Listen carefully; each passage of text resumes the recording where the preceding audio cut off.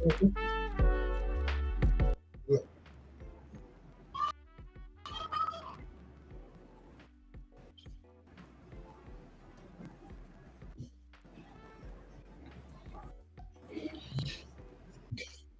right, welcome. Go Vic.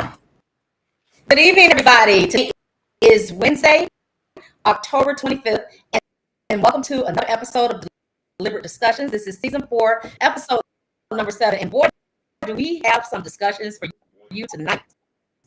I am your co-host, Vicki Horton. And I'm your co-host, Adric Parker. Let's just go ahead and jump right into these stories. Our first story, we're just going to play a news clip right now. This amazing young lady is just, I mean, there's no words. Just viewers, watch the video.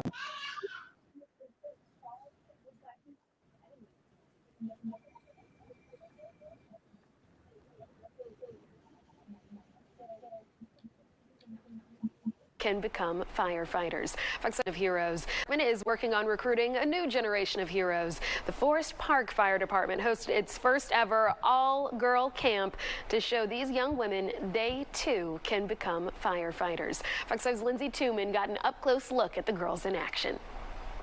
The City of Forest Park Fire Chief Latasha Clemens wants to show girls they can do it all. Utmost important for women to understand that they can achieve and aspire to be anything they want to be, but most certainly a firefighter. This is the first year the fire department is holding an all-girls day camp. It's called Camp Believe. There's the old analogy, if you can see it, you can be it, or you can twist it. If you can't see it, you can't be it. So we aspire to have young ladies come and see women throughout all ranks so that they can see who they can aspire to be. Chief Clemens sees this as an opportunity to inspire young women and maybe recruit them later on. Women have been serving in the fire department for over 200 years, and we still represent roughly 4% nationally. Mackenzie Martin is a sophomore in high school. She attended the camp because she was excited to see other women doing the job. Seeing other females interested in becoming firefighters, I don't know, I'm in awe. I'm overwhelmed about it because it's like growing up, like Chief Latasha said, she didn't see a lot of people that look like us, going to, the fire department. And that's true. She says it's her goal to help others. Becoming a firefighter was like at the top of my list. I want to join the military. I want to become a hero, And I think becoming a firefighter is the best way because I also want to, be an EMT at the same time. And I think it'd be perfect if I'm a paramedic for, the fire department. I can't believe the girls got an opportunity to see female firefighters use the ladder, the truck, the jaws of life, and run through drills, including CPR and putting out fires. There's always this apprehension. When I was coming up, I knew nothing about the fire service. So just that exposure alone, and once you get involved and you actually put your hands on the equipment and you're actually going through the training, it's nothing like it. Chief Clemens says at the end of the day, she hopes the camp will show these girls if they believe in themselves, they can be anything they dream of. If it's not for you to aspire to be a firefighter, there's various other roles. You can be in law enforcement. You can be a 911 dispatcher. You can go be a nurse. It's all about leadership. It's public service. It's community service. Lindsay Tuman, Fox 5 News. Chief Clemens says she hopes to host the camp again. Now, there was an overwhelming response this year, as you saw from these images, and they were filled to capacity. And Jeff, there are plenty of All right. That was amazing. That was an amazing story, and Deliberate Discussions would like to welcome Chief Clemens to the show tonight. Thank you so much for being here to share your amazing story with us. Thank y'all for having me. Thank you for having me. Appreciate it. Chief, listen, first and foremost, I'm just amazed of the young woman that you have become. I've known you for many, many years. You're raised in Wayne Beach. You have so much going on in your life. And before I tell us a little bit about what inspired you to become a firefighter, and number two, what inspired you to implement and develop programs for these young ladies? Because it's amazing. All right, awesome. I love that question. You know, that the question of, you know, what inspired me to be a firefighter. I can tell you, like I've told everybody throughout my 28 years of being in the fire service, you know, it wasn't a childhood dream for sure. This is something that I never, ever thought about, never even imagined, never saw a Black woman firefighter, not a woman firefighter. I didn't see that coming up. You know, I was born and raised in Boynton Beach over in Cherry Hill. So That's right. this is far from my radar. But just, you know, growing up in Boynton, growing up in Cherry Hill, I've always wanted to be a part of my community for sure. I can tell you, you know, when I was younger, just getting into sports, you know, playing softball with Clyde Harris, Carolyn Sims, getting us all into sports at the Wilson Center back then. Yes. That was some of the team building that, you know, most certainly guided my path. Attending all the, you know, local schools, be it Congress Middle from Santa Lucis, and then from there I went off to Santa Fe Community College in Gainesville playing softball. That was the path. Leaving Boynton, going to college, playing softball. But even while I was in Gainesville, I still didn't have it figured out. I still didn't have it figured out. I thought I wanted to be a PE teacher. That's what I thought. Unfortunately, after 2 years of playing softball in college, I had to come back home because You're a latchkey teacher at one point. I think you're breaking up. After my 2 years in college, I had to come back home because financially, I just didn't have it to continue, and then I didn't have the knowledge and the know-how of how to keep pushing for more formal education. So I came home and started working for the city of Boynton. Carolyn Sims was my guide through that, as she gave me my first job with the recreation, actually with the summer camps, because she was the mother of Boynton. Yes. So yes. She gave me my first job. So with that, you know, that was a step to my community service back to Boynton, back to my community. And while working for the city of Boynton and working in the recreation department, I had a job at Rolling Green as a latchkey teacher. Yes. So everybody know what latchkey is. You know, those kids, so their parents weren't late. So I was a latchkey teacher. And then two of the folks that I worked with, they said, Tasha, you ought to be a firefighter. They said Boynton just hired their first Black fire chief. You ought to go talk to him. And I was like, nah, I'm a firefighter. It just wasn't a part of my thoughts. And eventually I did make an appointment to meet with Chief Jordan. His name was Floyd Jordan. He was from Miami. And I eventually met him. Chief Jordan stood about 6'9". Vicky, you know, we're short folks. I'm 5'1". So Chief Jordan and I, we're talking about my family life, his family life. I'm in a 411 class. Right? We're talking about, you know, my upbringing. He told me a lot about him. He had a daughter that worked for that played basketball for the University of Miami. So we talked about sports.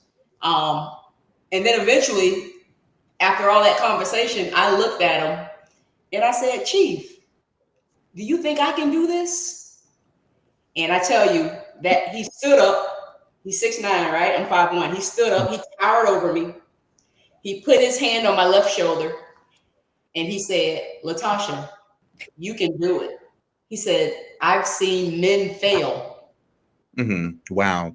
So from right there, he wrote me my letter to attend the South Tech Fire Academy.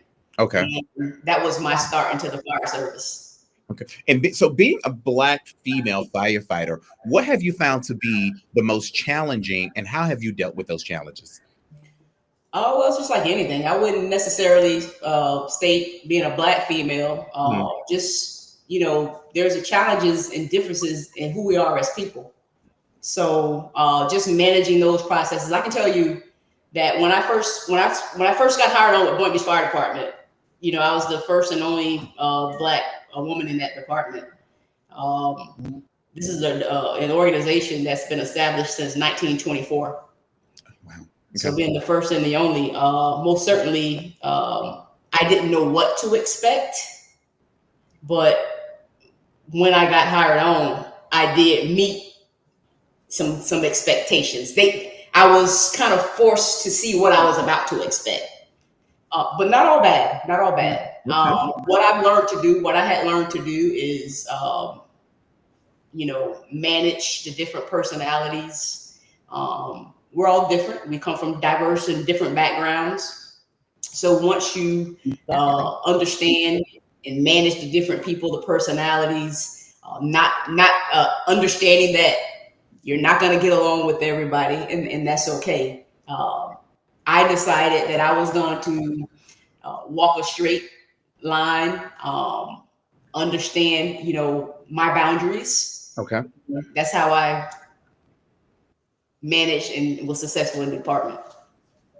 That's great. I'm glad that you said the word boundaries, because a lot of people don't understand that in managing anyone, you need to understand that there are boundaries, you know, and also understanding the different person, knowing the different personalities of the people that you're managing. So thank you so much for that. Vicki? Chief Clemens, I just wanted to, I know you have so much going on. You're an active member of the Boynton Beach softball team. And in addition to belonging to, I think the Coalition of 100 Black Women, and you found time to put together this program in your city, where you're the chief, for these young girls to inspire girls, not just in the area, but from all over the place. And I must say, when you sent this to the group chat, I cried, because you inspire me. I mean, I think I can sit you out there and become a firefighter. You know, I mean, I'm in a sense, like I envy some of those girls. They never the jaws of life. I'm other than a fire. I never put out a fire. That has to go up on the ladder. That's something I've always wanted to do. And I just have to say, how did you put this together so fast? You just told us about it loudly.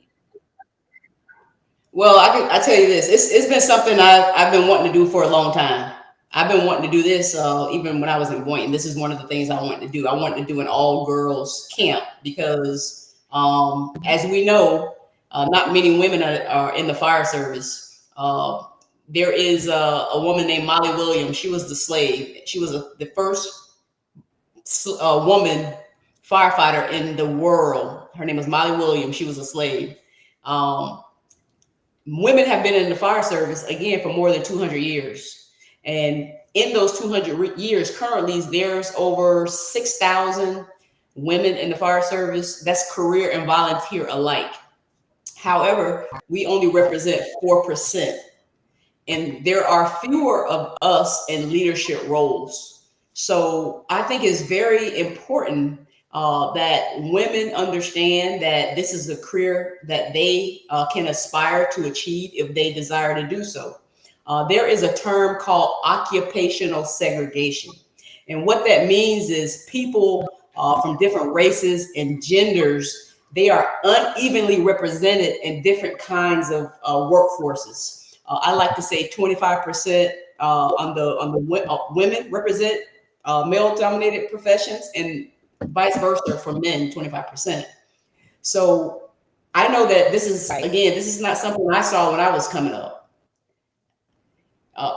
The caveat to that is with the National Coalition of 100 Black Women, that's what we do. We mentor and advocate on behalf of young girls, Black women and girls. So this program was just a no-brainer. Mm-hmm. It was a no-brainer. Man, when I decided to really implement this, and matter of fact, I only put it together within 2 months. And in 2 months, and the feedback and I had over 50 applicants. My goal was to only have 25 girls, but I had over 50 applicants and I just couldn't say no. I didn't want to refuse anybody. It was just so well received. The community, I had parents calling me like, please, is it too late? I would love for my daughter to, come and join this program. I was like, just do the paperwork. Fill out all the paperwork. It was just well received. And I can tell you, our city council, the community, I had all the young ladies that work for my department out there. They were the squad leaders. And when I tell you that everybody just had a joy-filled day educating these young ladies. Young ladies came in the morning time. You should have saw them. Barely talking, kind of shy. Mm-hmm. But by the end of the day, they were competitive. One girl didn't want to go home. Wow. Now, do you plan on doing this annually? And how can others volunteer and donate? So absolutely. This is going to be an annual program. And we're only going to build. I tell you what, there were other chief officers from around the surrounding cities in Georgia that came out. They viewed it and they were like, Chief Clemons, we want to be a part of this. We want to be a part of this process next year. I've had friends from Baltimore, California. They want to come down and be a part of it. So it's the hopes is just it just grows and gets better. Probably go from a 1 day to a 2 day. We may get just span over a week. So that's the goal. Okay, that's great. And putting all this together, and once you saw the end result, and you just sat back, what was your mindset? What was so rewarding to you after, when you just sat back and just reflected on it all? I tell you, before I go to reflecting back, let me just say, while I was there in the present and in the moment, I stood, I looked around, and I saw everybody involved. I saw all hands on deck. I saw the young girls having fun. I saw them laughing. Some of the things that I was sharing with them, I say, this is more than, you're here, you're learning about being a firefighter, but also I want you to teach you leadership skills. I want to teach you teamwork. I want you to understand effective communication. I want you to understand sisterhood. Those are some of the nuggets that I was sharing with them. But sitting back when everything was said and done, it's just an overwhelming feeling of joy. Okay. Wow. Yeah. So moving forward, what's the bigger plan with this? Where do you see this going? Do you plan on expanding it to females and males? I mean, what's your plan in the future? Well, this camp will be for females only. Okay. Again, we are the underrepresented in this career field. However, we do plan on at some point, hopefully putting together an Explorers program, which will be for both male and female. But this camp specifically hones in for women, young girls, so that they're comfortable. They can ask all the questions that they need to ask. Okay. So that's the goal. Okay. Now, if there's a parent in the future that's interested in having their daughter a part of this program, how can they reach out to you? How can they get more information about it? Well, what they can do is go on our website, cityofforestpark.gov, and there is a certain part when we do have this camp come back up, there will be a link on cityofforestpark.gov, or they can email me lclemons@forestparkga.gov. Okay. Great. So sorry about the technical difficulties. Vicky ended up dropping out, but she's going to come back in. But we thank you so much for your time. So in closing, what would you like to offer to our viewers? What would you like to say in closing? Oh, and listen, I'm just excited. I'm so happy that this particular program had such a major and a significant impact on our young girls. And I want the viewers to know that if you have young ladies, the fire service is a great career field and choice for them if they choose or desire to do so. It's not about the strongest. It's not about the tallest. It's about a desire and a will and a belief. Our camp was called Camp Believe, and I named it Camp Believe for that particular reason. If you believe it, you can do it. If you see it, you can be it. Okay, that's amazing. That's amazing. Well, I just want to personally thank you again for your time. This has been an amazing interview, and thank you so much for giving us more information about the program. Deliberate Discussions will be happy to have you back on the show in the future. To talk about any upcoming things with the program. The fact that you are doing it annually, that's amazing. So we're happy to have you back when you're ready to hit the ground on the next event to be a part of the show. Thank you so much. Thank you, Deliberate Discussions. Vicky, did you say something? I said, much Chief Clemens, apologize. You can hear me, but you may not be able to. That's okay, Vicky. We can hear you. We can hear you. But no, again, thank you so much, Chief Clemens, and Deliberate Discussions will definitely be in touch with you. All right, thank you all. Have a great one. Thank you. Well, there you have it. There are people in our local community that does so much to give back to the community.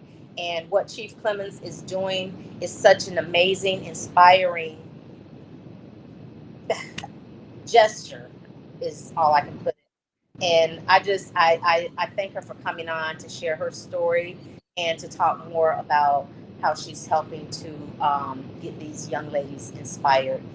I just hope and pray that we all can inspire others to become something that we always thought. Great. Yes. And also we had a question in the queue concerning the program.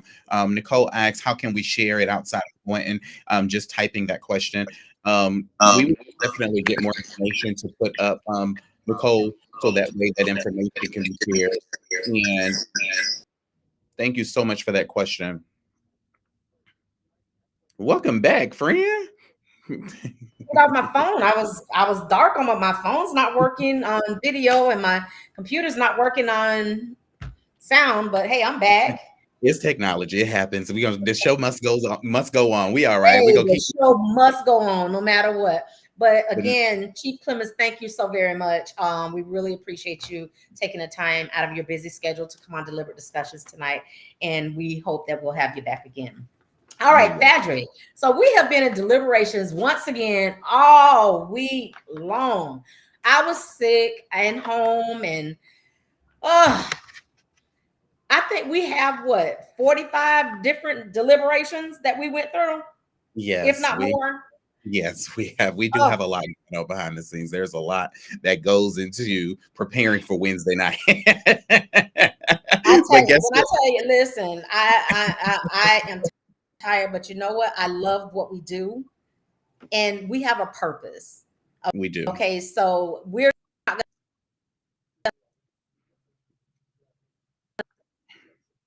going to allow things to. It's very, very far. Y'all excuse my wig in the background. Let me move over some. So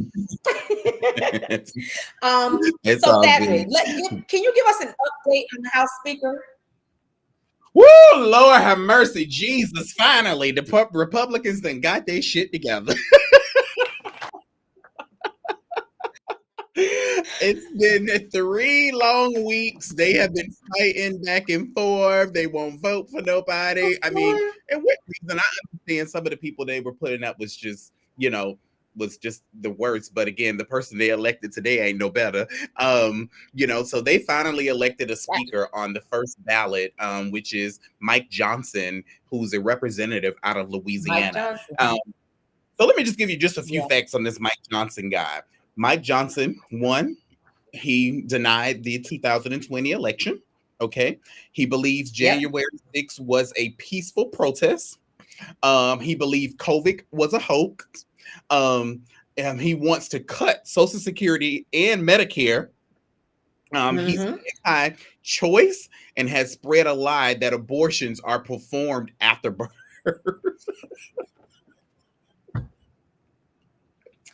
Lord have mercy. I mean, I swear, Where they get these people from? I don't know where they get these people from. And he is a mega Trump loyalist. He really is. Like, friend, I want to snatch my wig off, talk about this man, because this man, and you know what? He's not gonna. He served as what was it, vice chairman in the House, right? And he was appointed in 2016. Now they want to make this man the Speaker of the House. Well, I mean, he's the Speaker. I would rather Tom Emmer would have won. Well, and let me. But they laughed. You know why Tom Emmer did not win? Tom Emmer did not win. Okay, for one, Tom Emmer voted for gay marriage. He supported gay marriage. Yeah. Okay? Not only did he support gay marriage, Tom Emmer also voted to certify the election. Yeah. Yeah. So so a lot of them had opposition to his voting record. So that's why they would not vote for him. And he also thought he was being endorsed by Donald Trump. Now that was crazy. So Emmerman made this post. It was so hilarious. He tweeted, like, thank you, Mr. President. So he had this conversation with Donald Trump, and he thanked Donald Trump on Twitter for the conversation, whoop-de-whoop, and everything, only to have Donald Trump later on in the evening, hours later, totally can his candidacy. He totally ripped this guy to shreds. Friends, say how you did when we talked about it. Say how you said it when we talked about it. Seriously. They can't be when we was deliberating. No, I want you to say it because it ain't say it so our viewers can understand it, please. Tell them how you said it. Oh, God. It was when I read it. When I tell y'all, when I read it, when I saw Donald Trump's tweet behind about Emmerman, I was like, Donald Trump blew up the whole damn house with this. Everything. I mean, it was so hilarious to me to see how one person can just disrupt the entire conference. I'm gonna go to your text message. We got so many text messages. I'm gonna see if I can find that text message you sent me. That man got his lick back. Yeah, he did. Pretty much, yeah. Because Emmerman has voted against Trump for so long, and has said different things about Trump. I agree. And for me, hold on, I got for me, it was great to see someone that was a part of that party to stand up to this dictator. Just because I'm a part of your party doesn't mean I'm required to, I'm required to agree with your bullcrap. You understand what I'm saying? Right. And the fact that Emmerman stood up to him and disagreed with all this stuff, he became a target, and Trump at the end got his lick back. I mean, let's just call it that. You listen, friend, when we discussed that one, when we was deliberating on that one, and you said that, I almost fell out my chair at work. You know what I'm saying? Let me tell you something. I tell folk all the time. He used it, though. He did. He set him up. Yeah, he did. I tell folk all the time, you may get me, he set him and up. I may let you think that it's okay and you got me. But I'm gonna get my lick back at some point, and that's what happened. Trump got his lick back. I'm gonna get my lick back. One way, and he one way or another. Oh Lord, have mercy. Ooh, gee. Mike Johnson. I think I might have just went out. What you rolling your eyes for, friend? Oh no, you're fine. So we have a new Speaker of the House, Mr. Mike Johnson. Mr. Johnson, I wish you all the best. I don't know who that brother was that thought he was gonna get his behind. And Byron Donalds. Who is that? Byron Donalds. He's a Republican from Florida. Black Republican from Florida. Yeah, he's from your state, Vicky, unfortunately. Now it's my state.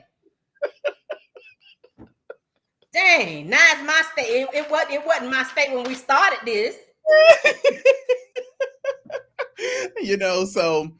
Wish him all the best. One thing there was an interview that Mike Johnson did a while ago where he actually, spoke highly about Speaker Pelosi when she was the House Speaker, and willing to work with her and things like that. So I just hope and pray that there is some form of bipartisanship in the House of Representatives, and so that the country can move forward. There's so much work that needs to be done, i.e. they did finally approve a resolution to help Israel today. Unfortunately, help for Ukraine was not a part of that resolution. So it's very possible that resolution may be dead on arrival once it gets to the Senate. So then we'll be back at square one. Not only did we have that going on, we also have a government that's scheduled to shut down on November 17th. Yep. So there's going to be a whole lot of back and forth about the spending bill and all of this and all of that. And there's so much time has been lost in the last 3 weeks trying to get a speaker.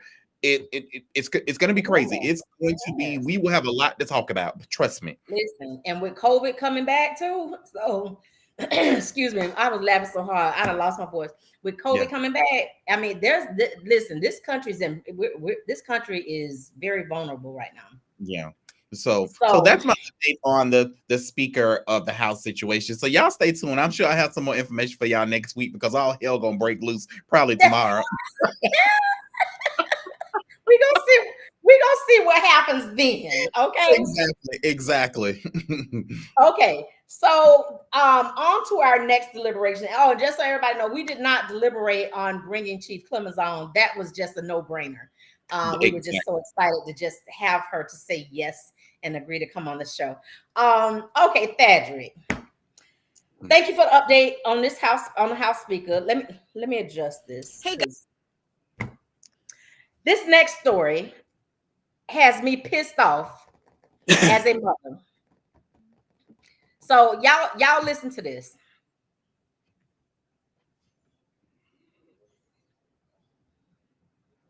It's your girl, comedian Ray Diva, y'all favorite comedian. And let me tell y'all, this story makes me sick. I told y'all I was sick of the world, and this is why. Because right there, you have Monteria Myers and Mineria Myers. These two young ladies were sent to their death by their own mother.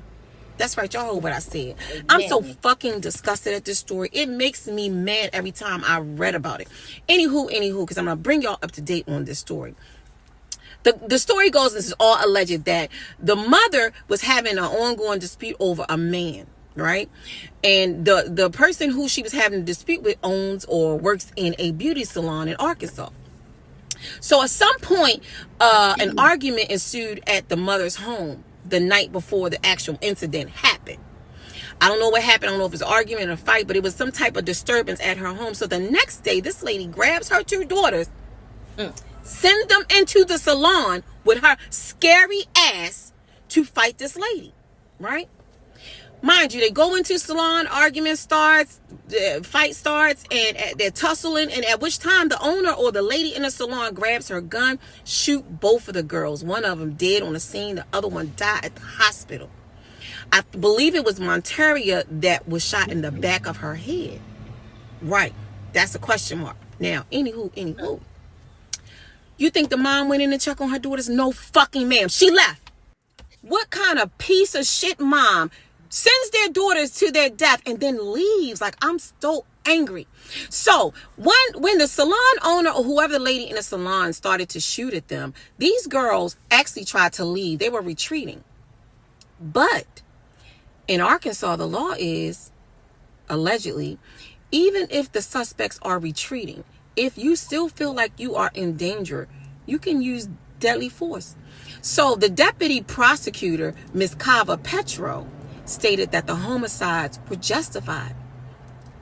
Wow. Two beautiful girls lost their life for a dumbass mother. Stupid as shit. You allowed a man, you gave zero fucks about your daughter. Because I'd have never sent my daughters in there anyway without me. If I want to say, let's go, bitch, all of us going. You sent them to their death, then you left them girls. Like, you're the piece of shit, mom. Okay. Let me, you already know. Listen, first of all, she giving her too much damn credit. Excuse my language, y'all. This gonna be a cussing piece. But let me say this here. That ain't nobody's mother. That's a bitch mammy. That's a mammy. Okay, a no good, sorry ass, good for nothing mammy. Because I would never take my children anywhere with me and tell them to go inside somewhere and fight somebody over a man who I'm supposed to be messing with. And then she left them babies right there. Bitch, you ain't care nothing about them children. Nothing. And that pisses me off, not just as a woman or as a mother first and foremost. You ain't give two shits about your kids, and then you left them babies there to die. Like, I'm sorry. Your ass need to be put under the motherfucking jail. And they need to put some damn cement on top of that before they place the jail back on top of your ugly ass. You still around here roaming. You still around here roaming, and your girls are dead.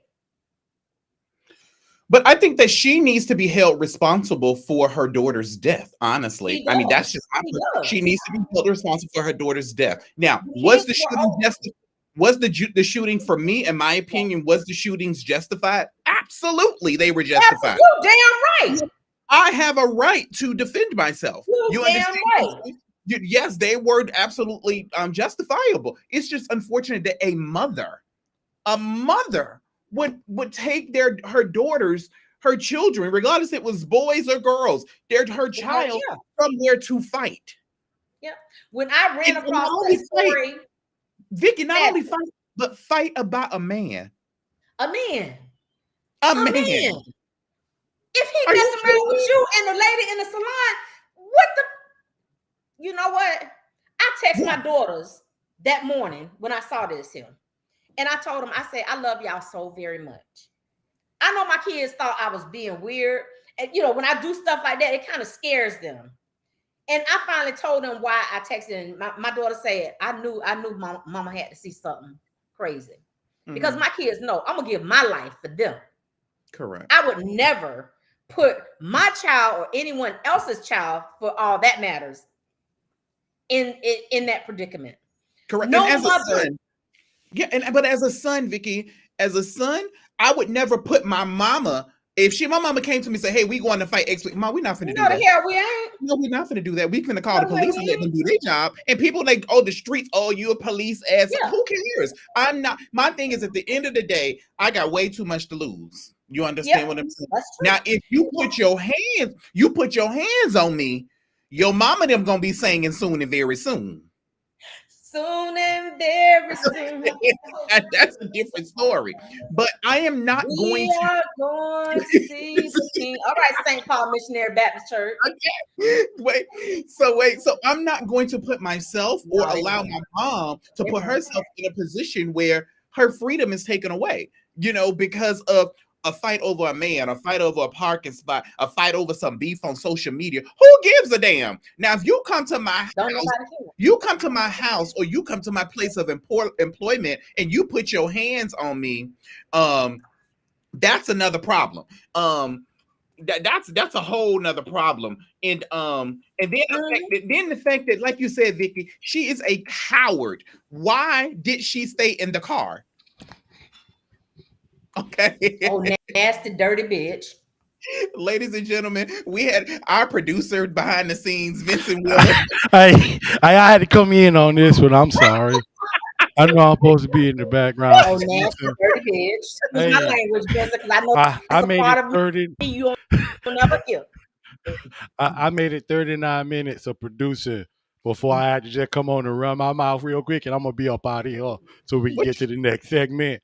But I just gotta say, hey, listen to me though. Hey, you gotta be a whole hell of a bunch of soft to let your children run in there and die and you run off. That's the part of the story. At the end of the day, like you said, if it's toxic, listen, I got 16 siblings. We did a lot of toxic stuff growing up, right? Wow. That we might not regret fighting for sisters. And right, I got 8 sisters. Mm-hmm. Imagine how many fights I've been in South Florida because my sister told a lie or she was messing with some boy. I ain't know the whole story, right? Yeah. But it's one thing for me to go fight for them. It's another thing. I'm over there getting beat up and they gone. Exactly. I'm in that thing getting bobblehead. I'm in there getting, like they ran up in that lady business. Listen to me though. How you run up in that lady business and you ain't even got a switch? Like, Exactly. you run up in a person's place of business that has to protect himself in the city from being robbed, not knowing they had a pistol. What's the crime rate in the neighborhood?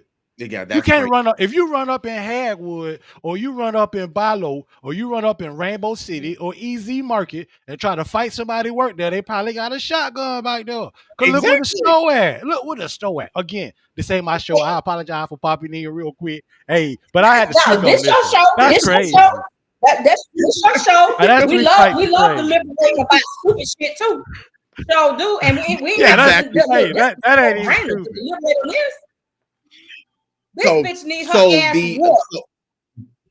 Yeah, so thank you so much, Vincent. That's it. That made a great point. So again, let me get out the goofy mode real quick. But I do want to. She should.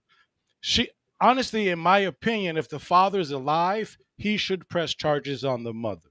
Because Correct. again, even if you know what, I don't care if she got RICO charges. We're giving it to rappers. She Mhm. conspired to take her children to get murdered. That's right. And these are some of That's the points. right. And again, I understand what it's about being in the streets. I understand about keeping it real. I understand about those codes and all those type of conversations. But in our community, we also don't want lawlessness. That's the part nobody wants to talk about, right? There is a fine line between being the police and also not having some system of civility and order. As just as a tribe, Yes. what tribe wants to be chaotic? Unless you're a cannibal tribe where you eat people. Every other tribe had some time where we just sat by the fire and just ate. Like we Let me wasn't tell you- nobody fighting. So I we would- need some order. The point of order is the conversation. But you know what? I'm at a point in my life I can give a damn about the bro code in the streets and the police. That's what the police is for. I'm calling them. I'm not going out to fight nobody. Now, if you come to my house, Look, and I'm showing up at every court date. You come to my house. You come to my court date. First of all, you come to my house. I got a family protect. You come to my place of business. I have to protect myself. You understand what I'm saying? So again, in that instance, yes, if you put your hands on me, like I stated, your mom and them gonna be singing soon and very soon. So again, at the end of the day, the shooting was justifiable. But again, I still personally feel like you said that mama should be held accountable for that. Agreed. Again, it ain't no real nigga gonna help me buy my insulin for my diabetes. Yeah, ain't too many real niggas coming over to my house in they Chevys, bumping in the front yard, saying, bruh, I got your Humalog. So you know what I'm talking about? My audience over here when I'm laughing. stabbing myself in the ass with Levemir, there's no real niggas saying this is what you understand that. You understand? At the end of the day, again, hey, y'all, when y'all start talking my language, I had to come on. So again, ain't nobody when it's time for me to take my Humalog and my Levemir, my diabetes, because I decided to have some candy today. I decided I was gonna have me a Snicker bar, knowing I got diabetes. Bye, Vincent. I'm gone. Okay, I'm gone. I'm sorry. Hey. All right. Y'all, shout out to our producer. I love you, honey. Shout out to I our love producer, you. Vincent Wheeler, behind the scenes, running the ones and the twos. Listen, I love Vincent. Thank you. I love our producer. I tell you, Patrick, but you, friend, you know, I had to get most of what I had. What I just gave on this little bitch, it wasn't even all that I wanted to let loose on her. But I'm gonna say this here about the girls. It's sad that those girls lost their life. What's even sadder or more sad is that they are of age. Correct. They were of age at the time. And what was going on in that household, in that family, that caused those young ladies to make a bad judgment or not say, no, mama, we're not going up there to do that. Correct. If I ask my girls to, hey, listen, y'all come go with me and go up here in Elegant Beauty Supply and straighten this health behind this counter. You know, my children gonna tell me, Mom, you done lost your mind. Exactly. Period. You know what I'm saying? My mama I gotta be done lost my mind if I ask my children something like that. My mama call up here and tell me, hey, girl, you better sit your butt down somewhere. Okay, they came around to your house, and then in the comments, like Maria said, why did the mammy stay in the car and send her kids in there to fight her battles? And that's exactly why she should be held accountable. Exactly. Maria. My aunt She Irma should be. said, And then she left the scene. exactly. Another comment says, shameful. We fight in South Florida, but we make sure our family use common sense. Exactly. Exactly. Okay. Exactly. Another code. And that's how it should be. Another comment. My code is to protect my family and livelihood. Absolutely. That's right. That's right. And that's how. Listen, you protect. Let me tell you something. I got mace. Mm-hmm. I got my stun gun. I got a butcher knife. I have a bat, and I have 2 guns on me at all times. This stuff sits in my car. You done been in my car, Fadrick. Yeah. You done seen the bat. Yeah. You done seen it all. My last line of defense are my guns. Okay, it all depends on the situation, what I'm taking out. Correct. But I would never. Yeah. I would never call my send my children into an establishment. I wouldn't send my children to nobody's house. Okay. You don't know what people got going on. Correct. Okay. And for them to say call her their mother, that's a mammy. Damn. That's a mammy. All right. Well, thank you guys. Let me get my co-host off the edge. Bitch ass. So that's a bitch asshole right now. That's what that is. The next and final story we deliberated on, which is recently in the news, was about a pilot. It was about a pilot that decided he was jump seating. He was off duty and he decided to jump seat, and he sat in the. Well, just look at the story. Now to developing news, an off-duty Alaska Airlines pilot is under arrest, accused of attempting to shut off a plane's engines mid-flight. That incident happened yesterday on an Alaska Airlines flight that was operated by subsidiary Horizon Air. It was traveling from Everett, Washington to San Francisco. According to the airline, the off-duty pilot was in the cockpit's flight deck jump seat, and authorities say 2 pilots had to subdue the man, identified as 44-year-old Joseph David Emerson. The flight was then diverted to Portland, where he was taken into custody. Emerson is now being held on 83 counts of attempted murder and 83 counts of reckless endangerment, as well as 1 count of endangering an aircraft. The FBI office in Portland, as well as the FAA, are investigating, and we'll have more in a report coming up on the KTLA 5 News at 1 o'clock. So, turning now, this story touched home for me. This story touched home for me because I am the fiance of a flight attendant. And I fear there are times when he's at work and he's gone and he has 2 and 3 trips a day that something crazy will happen on the plane.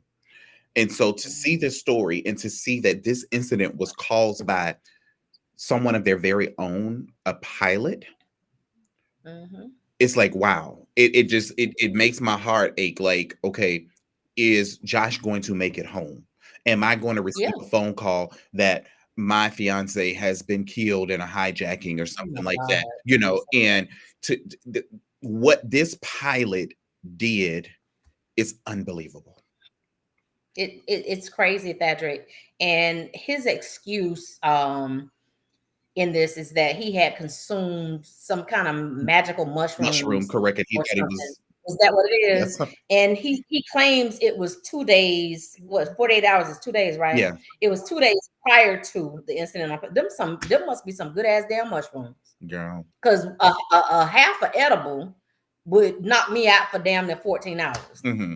And they, of course, I'm glad that the 2 pilots, the pilot and the co-pilot that was in the cockpit, I'm glad that they were alert enough to subdue this guy and prevent him from taking this whole plane down with all these people on there. Oh, Can so you he imagine? Literally just stopped flying. He just literally stopped. Yeah. So he literally tried to shut down the engines in mid-flight. Shutting down the engines will make the plane. Oh, he shut the engines down. He tried to shut the engines down in mid-flight. So I'm not going to bring Josh on camera, but I am going to ask him some questions in the background. my question to you is, in situations like this, as a flight attendant, what is protocol if you have a passenger that's disrupting the flight and that's a potential risk for hijacking or whatever? What did y'all learn in training to be able to protect yourselves? We learned the techniques, stuff to do. Come closer. Techniques, as well as we have handcuffs on board, as well as your other flight attendants. Okay. To help us out with something like that. So y'all have handcuffs on board that y'all can handcuff somebody. They call them flex cuffs because they're like plastic ones. Okay. And are y'all required to fight to protect the flight and to protect your passengers? Yes, by any means necessary. A hot pot of coffee, a mallet we have to crush ice. Okay.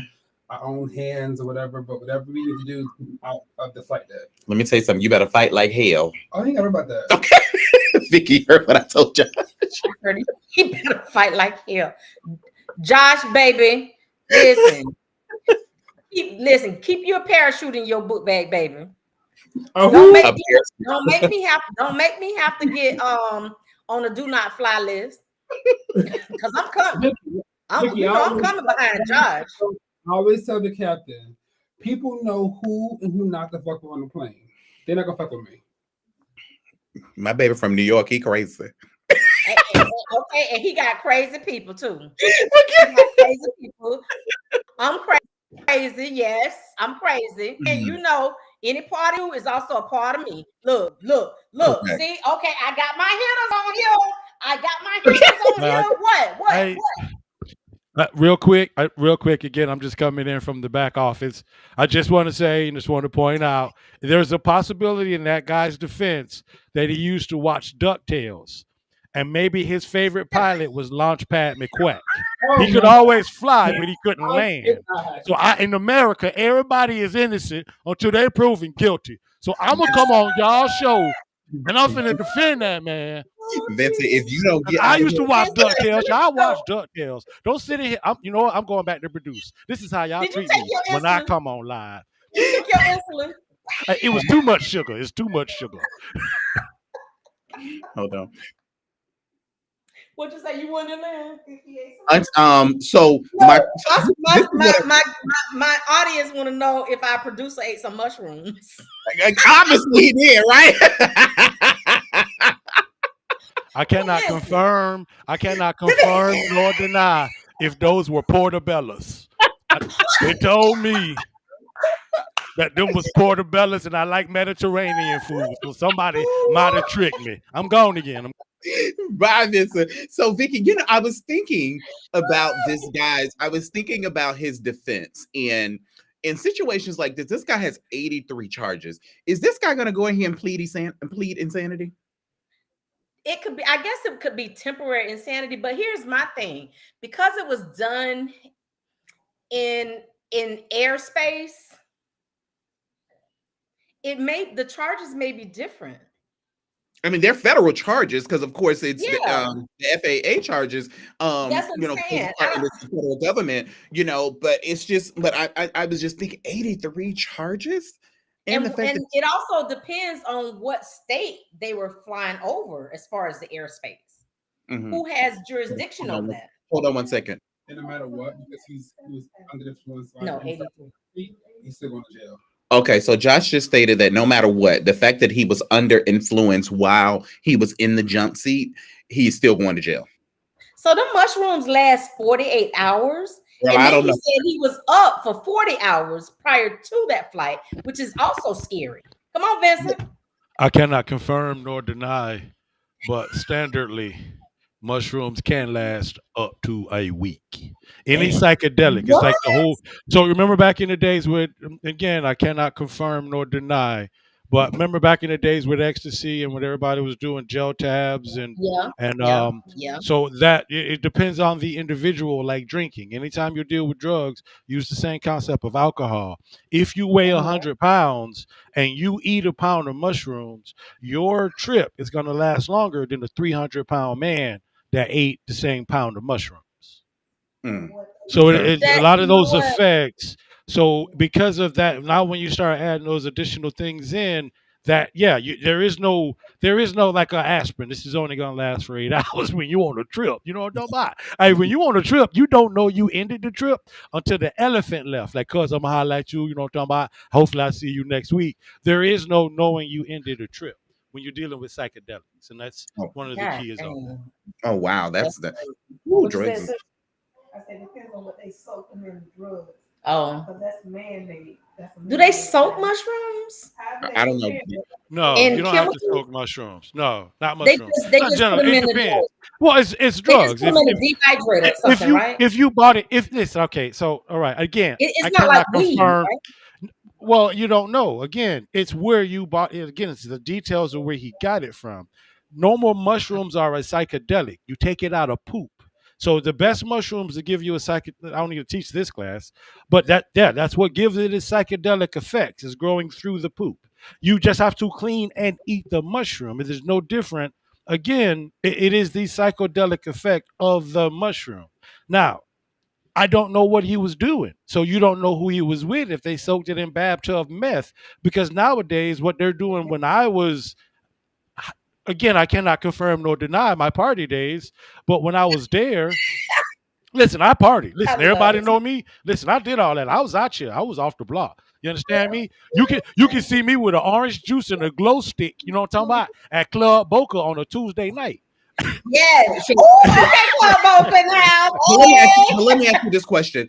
The fact that this guy was a pilot and the fact that he had all of these lives in his hand and he could have possibly taken down this plane, what responsibility does the airline has in this situation? They have all total responsibilities. An employee, and again, they should have something. If he's doing something, they're supposed to have some type of randomization test. I don't know. You might want to ask Josh on that one. I don't know what their cadence is, right? So I don't know if it's like when you land, we P-test you and we hold it on file. So even in the middle, but here's the problem with that. If he just ate psychedelic mushrooms, there's no test for it. Okay. So that's not, you're not dealing with any extra drugs if he only ate psychedelic mushrooms. Okay. So it's just a mushroom. You're gonna pee it out in the morning, but you still can have the effects of the mushroom in your blood system. Because once whatever that DMT is, right? So it's the same thing like going into the DMT thing. DMT isn't something someone regularly checks for. They check for crack, they check for cocaine, they check for alcohol, they check for reefer. But now people not doing DMT tests. A lot of people aren't doing psychocillin test. So there's so many other things that they can go into again when they're getting into that. But I don't know what their testing periods are. And I'm out of here. So Josh, do they do random testing? So Vincent, thank you so much. Non-revving, he was not subject to a random test. Okay, that's a good point. So he was off the clock. He was non-revving. He was when you're non passenger. So he was non-revving as a passenger, but the fact that he was a pilot, he was able to sit in the cockpit. Like Josh, when he's non-revving as an employee, he has the option of sitting in a seat if a seat is available, or he can sit in the jump seat. Oh wait, so he was just sitting. So that's what, like, you see the stewardess and everybody, the flight attendants. He just started pressing buttons. So man, there's also a jump seat inside the cockpit. He was sitting in the cockpit. Correct. You always see it on the movies where the person's sitting right there. They come in there, sit, and they ask the captain, "Do you want some coffee or something?" Correct. Okay. Oh, that's crazy. I'm gone. He planned that. If he was sitting in a jump seat, he planned that. That's a terrorist attack. They need to treat that like a terrorist attack. I mean, if he was sitting, like, where was he going? What Josh said? Josh laughed and walked away. Listen, Josh be thinking, my mind be going, but let me tell you something. That needs to be treated. He needs to be treated like a terrorist. Correct. If he was sitting in a jump seat, he needs to be treated like a terrorist. I'm sorry. I'm sure they'll interrogate him. They will interrogate him some more and come up with some more stuff. I'm sure we'll get an update on that story in the next couple of days. I ain't going for the mushrooms 48 hours prior to. Right. And I need Josh to come home. Like I told him, he better fight like hell. I don't give a damn. But you better walk off that plane. If y'all see me on CNN hollering and screaming like, y'all better get him. Sharpen the end of his toothbrush and make. Okay. So listen, before we end this show tonight, I just want to personally give a big shout out to our crazy ass producer behind the scenes, Vincent. Yes, and you should see what your auntie just said. Your auntie just said y'all need to have Vincent as a guest to educate everyone about all of this. Auntie, let me tell you, trust me, you'll be seeing more of Vincent. Trust me. Yes, most definitely. But no, Vincent has been a huge help. He is an expert. Vincent has been a huge help to Deliberate Discussions, and just our partnership that we have with Deliberate Discussions and Vincent platform, we love and we cherish. And Vincent, I just want you to know personally from myself and Vicky that you are forever a part of the Deliberate Discussions family. Yes, you are. Yes, you are. I thank y'all. Thank y'all for dealing with me.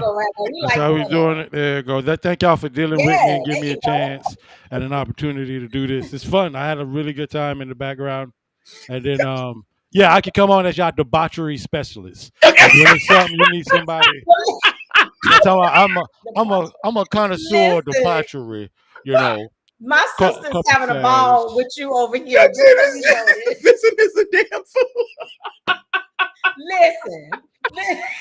You just get a look on his face right now. Hey. And he is so shy. He really I really am. God. Listen, y'all, so that's the funny thing. Y'all know me. So y'all know I'm not, if the reason to proud of people, I'm just going to look. We do. No. Well, listen, I just want to say, while you on here real quick before we say goodnight, what do you have going on?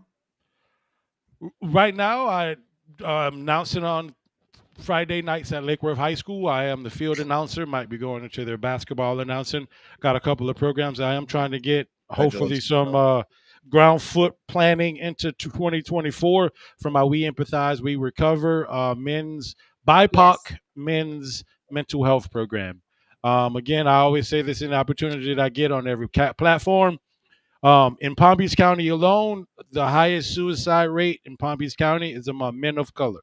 That is the highest suicide rate.